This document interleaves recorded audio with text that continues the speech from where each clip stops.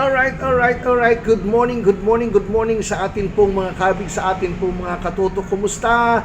Kumusta po ang ating umaga ha? Muli, tayo po'y magpasalamat sa panibagong buhay, panibagong kalakasan na ipinagkatiwala, ipinagkaloob sa atin ng ating Panginoon.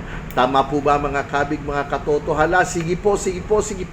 Kumilos habang maaga pa ha, at syempre, sabi ko nga, ang pagpapasalamat. Alright, so ngayon mga kabig, mga katuto, tayo po idadako na sa ating kwentuhan sa ikaw at barangay, kasama si Barangay Secretary Imog, ha, na patuloy na nagpapasalamat at magpapasalamat sa inyong patuloy na pagtangkilik, sa inyong patuloy na suporta na ibinibigay dito po sa ating YouTube channel, Ikaw at Barangay. Okay, so ngayong umaga mga kabig, mga katoto, ay gusto ko lamang pong bigyang daan itong ating kababayan ha, na batang-bata at the age of 20.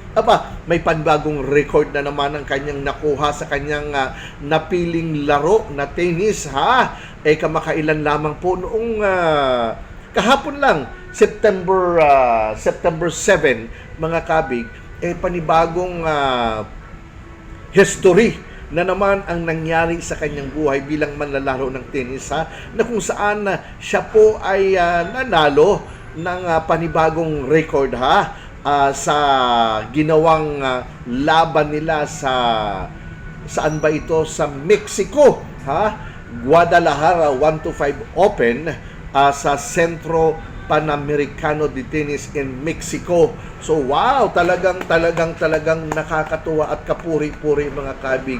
Siyempre, sa bawat panaluhod niya at sa iba pang mga players noon na nagbibigay ng pangalan ng karangalan sa bansang Pilipinas, dapat lang naman ho nating pasalamatan at papurihan, di ba? So sa edad niyang 20 years old, akalain mo talaga naman, kung titingnan natin sa history, sa record, may siguro mga $1 million na po ang naiuuwi nito. At syempre, deserve po niya na tumanggap ng ganyan dahil talagang kapuri-puri, talagang nagbibigay nga no ng pangalan sa ating mahal na bansang Pilipinas. Ano po, dangat lamang, may mga tao dyan na imbis na magbigay ng pangalan, sa ating bansa, nilulugmok ang ating bansang Pilipinas. Biglang na-shift yung ating usapan, But anyways, mga kabig, gusto ko lang i-connect, sa atin pong mga manonood, sa atin pong mga kababayan, sa inyo po lahat, mga kabig, mga katoto, na yung ating mga anak, na kung ano po yung kanilang kinahihiligan, ay suportahan po natin. Ako yung aking bunsong anak na 17 years old ngayon, ang kanya naman pong hilig yung football. So, sa school ay isa siya sa mga representatives kapag may mga laban, may mga palarong division, mga ganon, So, tingnan natin, hindi natin alam sa darating na panahon, sa darating na mga araw na mag-i-excel, di ba? Doon sa kanilang field, doon sa kanilang kagustuhan.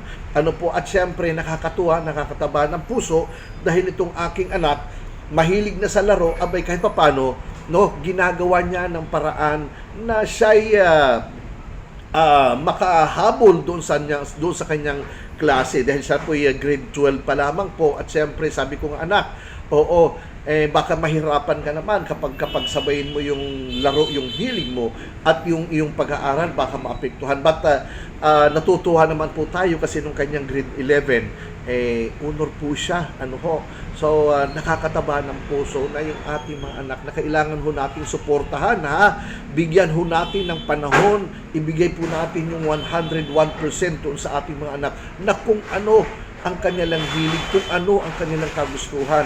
Huwag ho yung kung ano yung gusto nating mangyari para sa kanila.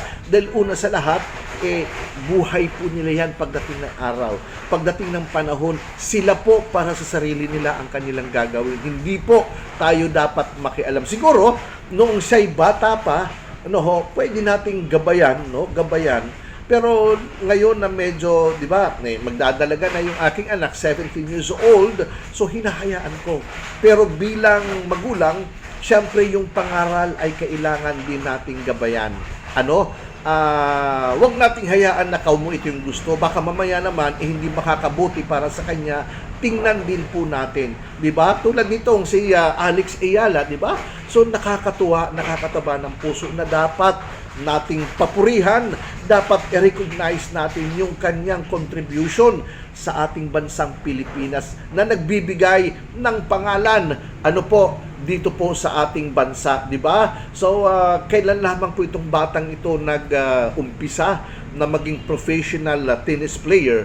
Noong March 4, 2020, akalain mo, di ba? Akalain mo 2020. So ibig sabihin 5 years pa lang siyang naglalaro bilang professional, pero tingnan mo naman yung kanyang mga awards, yung kanyang nakakatuwa, yung kanyang mga ginawa, yung kanyang mga naiambag sa ating mahal na bansang Pilipinas, ay ganun na po kalaki. Sana po yung ating mga kaibigan dyan, imbis na mag-focus kung papaano kikita ng malaki para sa kanilang, ay nako, oo. Mag-focus ho tayo sa ating mga anak kung paano ho natin sila magagabayan, at pagdating ng araw, tayo pa rin naman po, hindi lang ang pamilya, kundi ang bansa ang makikinabang. Alright! So sige po mga kabig, mga katoto, kung inyo pong nagustuhan ang atin pong diskusyon ngayong umagang ito, wag hong mahiya, sa umpisa lang yan, sabi ng aming punong barangay, mag-comment po kayo. Okay? Mag-comment po kayo, mag-share po kayo, mag-like po kayo, mag-heart po kayo, mag-follow ho kayo, at higit sa lahat, mag-subscribe. Okay po ba? Okay po ba? Yun po yung pakiusap ng inyong katoto, ng inyong kabig, Barangay Secretary Imog, dito po sa Ikaw at Barangay. Maraming salamat po at magandang umaga sa bawat isa.